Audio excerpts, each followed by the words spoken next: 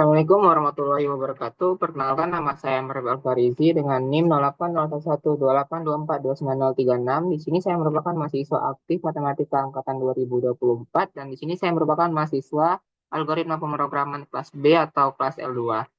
Di sini saya akan menjelaskan bagaimana menggunakan program C++ untuk membuat segitiga dengan mencetak tinggi segitiga sesuai dengan karakter antara A sampai Z yang diinputkan. Jadi dia tuh nanti untuk urutannya tuh A, B, C, D dan seterusnya itu dan dia akan mengurutkan dari segi tangga. Nah, itu pertama-tama kita tuh ya seperti biasa, kita akan menggunakan inputnya itu ya input iStream. Input iStream.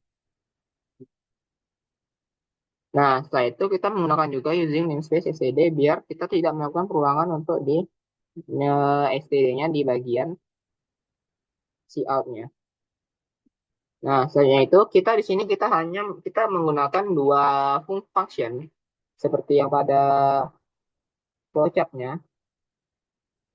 Maaf, satu function untuk flowchart-nya. Jadi kita tuh hanya menggunakan integer main doang. Nah, selanjutnya kita menggunakan integer main. Setelah itu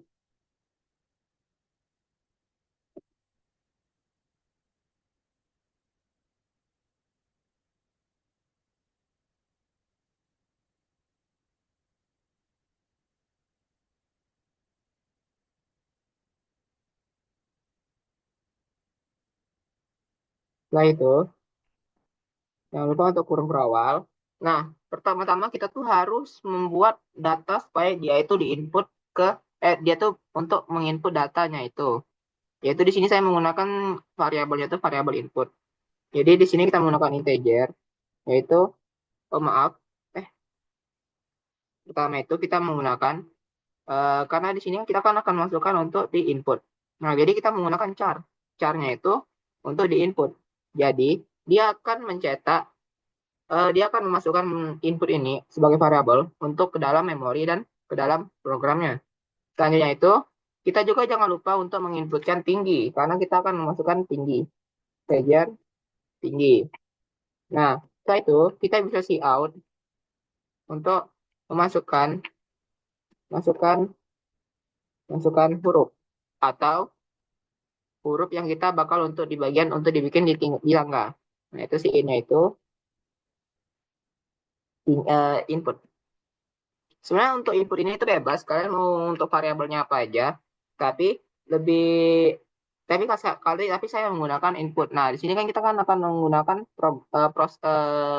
perhitungan atau program itu tinggi sama dengan input dikurang A ini tambah satu. Jadi A-nya itu akan ditambah satu terus yaitu A tambah satu jadi B gitu kan. Jadi kita bikin aja tinggi sama dengan input dikurang. Nah, bedanya di sini kita hanya menggunakan satu titik satu koma atas. Nah, ini A. Sebenarnya kita tuh bebas. Kita mau menggunakan A gede atau A kecil itu bebas. Ditambah satu titik koma jangan lupa.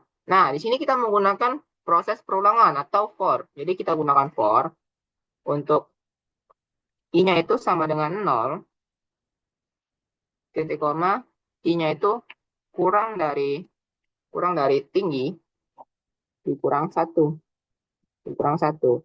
Nah, dan I-nya itu plus plus. Jadi itu akan melakukan perulangan terus menerus. Nah, jika dia memenuhi syarat dari I kurang dari tinggi dikurang satu, maka dia akan masuk ke dalam proses huruf. Ini kita harus cari dulu karena kita kan akan menggunakan karakter atau huruf. Jadi ini huruf bebas, sebenarnya bebas untuk variabelnya. Sama dengan titik ini A. Nah, dia akan ditambah dengan I terus menerus. Jadi dia akan melakukan perulangan sampai dia nggak memenuhi syarat lagi I kurang dari tinggi dikurang satu gitu. Titik koma. Nah, selanjutnya kita akan memasukkan untuk for yang kedua jika sudah selesai untuk misalnya nih dia udah masuk ke program ini. Nah, dia akan for lagi untuk J. Jadi for atau perulangan untuk J. For J sama dengan nol sama dengan 0, titik koma, J kurang dari I. Karena dia 2I. Jadi dia kurang dari I. Dia juga, kurang dari sama dengan I.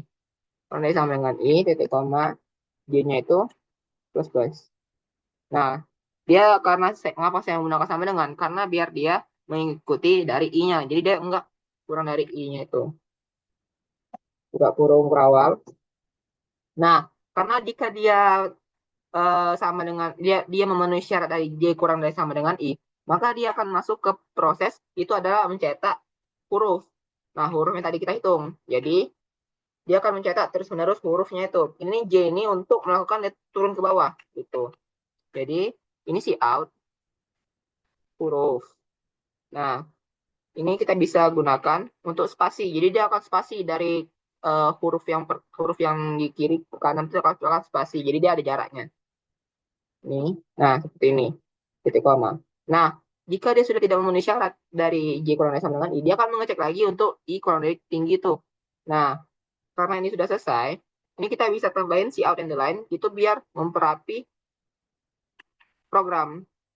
Nah, selanjutnya itu kita juga jangan lupa untuk return 0 untuk menyelesaikan program. Nah, seperti ini untuk codingannya. Kita tinggal run. Oh ya, saya lupa pilih ininya, jangan lupa untuk pilih C++. Nah, kita run. Oh, salah, maaf. Ininya titik koma. Kenapa titik dua? Oh, salah. Nah, titik koma. Oh, ininya jangan lupa. Ini karena saya lupa nambahin itu kejar juga J.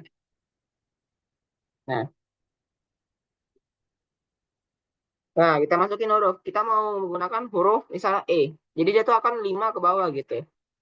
Nah,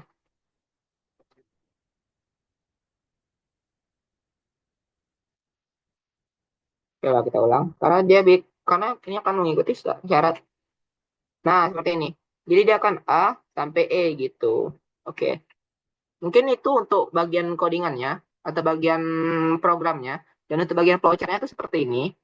Nah, dia akan start. Setelah itu dia akan input atau input lagi seperti ini. Dan dia akan for-nya 2. Jadi dia tuh untuk for-nya itu kalau misalnya for di dalam for, dia akan turun ke bawah.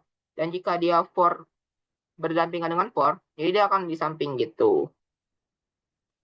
Jadi untuk itu, ini untuk pseudocode-nya seperti ini. Itu pseudocode-nya itu lumayan simple, hanya seperti ini. Dan untuk bagian deskripsi program seperti ini, mulai pesan variabel dan lain-lain gitu sampai dengan seperti ini, sampai ke uh, outputnya.